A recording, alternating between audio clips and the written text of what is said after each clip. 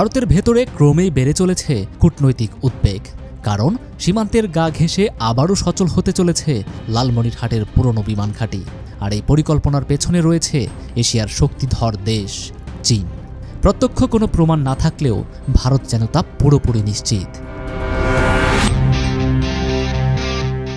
ব্রিটিশদের সময় নির্মিত এই বিমান ঘাঁটি দ্বিতীয় বিশ্বযুদ্ধের সময় যুক্তরাষ্ট্র ও ব্রিটিশ বাহিনীর জন্য ছিল এক গুরুত্বপূর্ণ যুদ্ধকেন্দ্র। কিন্তু যুদ্ধ শেষে এটি এক প্রকার অচল হয়ে পড়ে। তবে এখন বহু বছর পর আবারও আলোচনায় এসেছে লালমনিরহাটের এই বিমান ঘাঁটি। ভারতের অবসরপ্রাপ্ত লেফটেন্যান্ট জেনারেল সুব্রত সাহা সম্প্রতি আনন্দবাজার পত্রিকাকে এক সাক্ষাৎকারে জানান, বাংলাদেশ সীমান্তবর্তী অবকাঠামো সচল করে ভারতের কৌশলগত ভারসাম্যকে চ্যালেঞ্জ করছে। এমনকি প্রয়োজনে এসব অবকাঠামো ধ্বংস করতেও প্রস্তুত ভারতের সেনারা। ভারতের সবচেয়ে কৌশলগত এলাকা শিলিগুড়ি করিডোর, যার প্রস্থ মাত্র 22 কিলোমিটার। এটিকে বলা হয় চিকেন নেক। আর ঠিক এই করিডোরের কাছেই অবস্থিত লালমনিরহাট। ভারতের ধারণা, এখানে যদি চীনা নজরদারির সুযোগ তৈরি হয়, তাদের জাতীয় নিরাপত্তার জন্য এক গুরুতর হুমকি হয়ে দাঁড়াবে। ভারতীয় সংবাদ মাধ্যমের দাবি উঠেছে, চীনা প্রতিনিধিরা সরেজমিনে প্রদর্শনও করেছে এই বিমান ঘাঁটি। যদিও বাংলাদেশ বা চীন কেউই এই বিষয়ে আনুষ্ঠানিক কোনো কিছুই জানায়নি। তবুও অঘোষিত এই খবরেই রীতিমতো কেঁপে উঠছে ভারতের কৌশলগত মহল। ভারতের পক্ষ থেকে ইতোমধ্যে সীমান্তবর্তী এলাকায় বাড়ানো হয়েছে সামরিক তৎপরতা।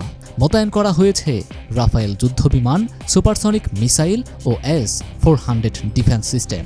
বিশ্লেষকরা বলছেন, ভারতের এমন প্রতিক্রিয়া কেবল প্রতিরক্ষামূলক নয়, বরং এটি আক্রমণাত্মক কৌশল।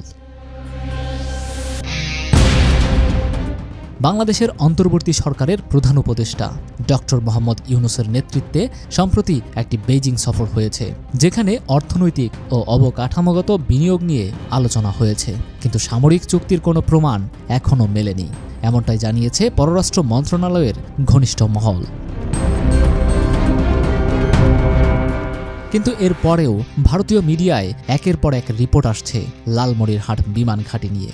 চীনের উপস্থিতি, পাকিস্তানি গোয়েন্দা সংস্থার সম্পৃক্ততা, সব মিলিয়ে ভারতের আশঙ্কা এক নতুন ত্রিমুখী ফ্রন্ট যুদ্ধের। এই পরিস্থিতিতে অনেকেই মনে করছেন, ভারত সীমিত যুদ্ধ প্রস্তুতির পর্যায়ে পৌঁছে গেছে। দক্ষিণ এশিয়ার ভূরাজনীতি কি তাহলে নতুন মোড় নিয়েছে, নাকি বড়সড় কোনো প্ল্যানের ফাঁদে পড়তে চলেছে ভারত? নূরে আল জুবায়েদ, বাংলাদেশের খবর।